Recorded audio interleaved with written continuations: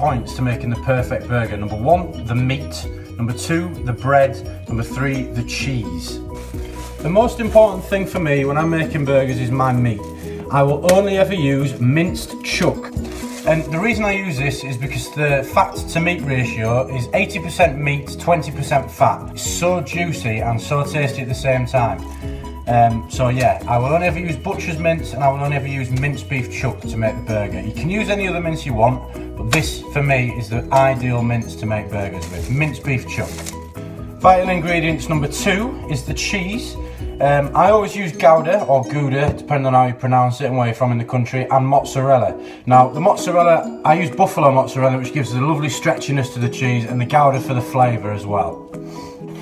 Again, the cheese that you use isn't essential. These are just the cheeses that I use. You can use whatever flavours you want. You might want to use red Leicester, cheddar, anything else, but the 2 that I always use are Gouda and mozzarella. If you're following my recipes, they're the 2 you'll need. And lastly, the 3rd vital ingredient is your bread. Now, I always use brioche, and that's what I'd recommend. It's made using a French butter. The lighter, the sweeter, and when they're toasted, they're just perfect for a burger. So the quantities I'm going to give you to make 1 stack burger, multiply by however many people you're serving to make the amount that you want. 350 grams of minced beef chuck. Get your butcher to make it into mince for you. You don't want to be messing about with that yourself at home. This is going to make 2 really large hand-pressed patties, 1 brioche bun per burger, half an onion. You won't need all of that. We're going to make some crispy haystack onions for the top of the burger. You want roughly half a stock cube as well. I'll show you why shortly. Some maple syrup, 2 rashers per person of thinly sliced unsmoked bacon. The reason we had the maple syrup earlier is because we're going to do maple cured bacon. And just some lettuce. Obviously you won't need this much, this is just my plants I've got at home. So just some lettuce and 2 or 3 slices of fresh tomato. Something that's very important to me when I'm making burgers, and I always stick by this rule, is I don't add a lot of crap into my mince. My meat is perfect, it's from the butchers, it's really flavoursome. It's specifically why I chose this type of minced beef chuck. I mean, if you want, you can add other things to your meat, but I wouldn't recommend it. People add onions, garlic to it, tomato paste to it, eggs to it, breadcrumbs, chives, all sorts. Your flavour's in the meat, just leave it as that. The only thing I will add is that stock cube we had earlier, which will just bring out the flavour of that beef in there, and it's absolute, that is all you need. So, into the minced beef, I'm going to add my stock cube. I'm going to get my hands in there, just give that a good mix in, make sure that's really well mixed up. Next, I'm going to take a small oven tray and just line it with some greaseproof paper. So, onto this greaseproof paper, I'm just going to pop our rashers of bacon. I'm going to pop this into the oven now, about 180 degrees.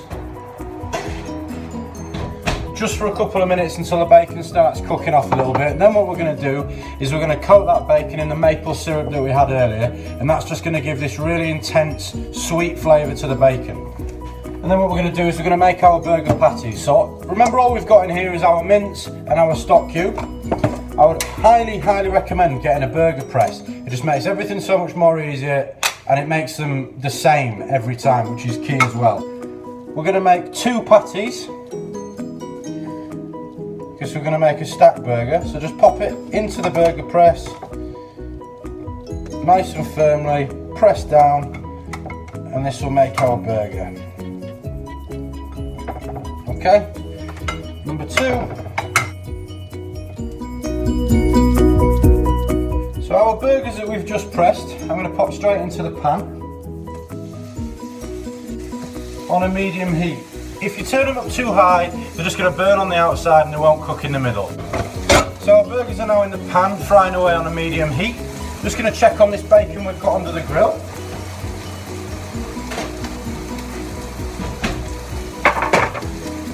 Perfect, so our bacon is starting to cook off nicely. So I've taken that out now. I'm just going to put the maple syrup on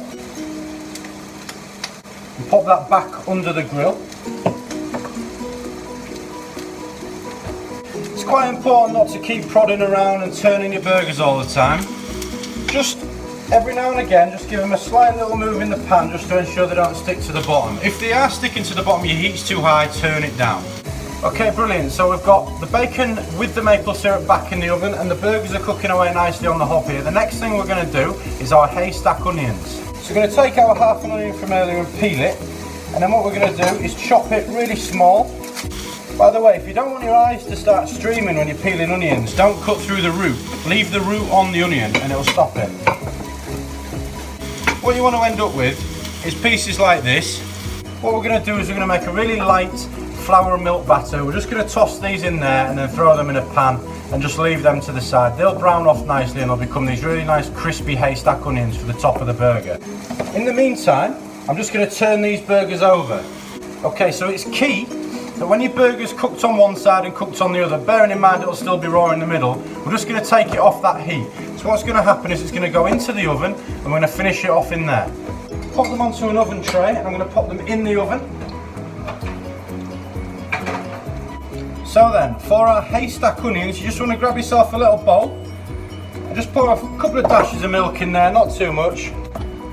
So in with the milk, a couple of tablespoons of plain flour. We're just going to make a really simple batter. Key thing is to remember, it doesn't have to be perfect, just try and get no lumps in your batter mix. Pop your onions into the batter, get your hands in there, give them a real good mix up. Ensure that your oil's nice and hot in the pan. Just pop your onions into the pan and then we're just going to leave them to lightly fry off, okay? Okay, so our onions are browning off nicely in the pan here. Our burgers are in the oven finishing off with the maple bacon. The next thing to do is get the burger buns sorted out and the garnish for the burgers too. So the first thing I'm going to do, in the pan you took the burgers out of, I'm just going to pop the brioche bun on, bun side down, soft side down. I just want to get them lightly toasted off. After a couple of minutes of cooking them onions, you will find they do brown up really quickly. Make sure you take them off the heat straight away, drain the oil off, and then leave the onions to soak in a bit of kitchen roll just to get rid of that residue fat so they're nice and dry. So our bun's toasting away nicely there. The next thing I'm going to do is I'm going to take my buffalo mozzarella. I'm just going to slice a really, really thin slice off the back of that there. A little bit like this. I'm just going to do a couple of those. And I'm also going to take one of my slices of the Gouda cheese out and just set them to a side, ready to place on your burger. So our bun's finished toasting now. I'm just going to take that off the heat and set it to the side on my serving board. And I've got my lettuce ready, my crispy onions, my tomato and my cheese ready. Now I'm going to use a little bit of barbecue marinade. It's entirely up to you. I'm going to spread it.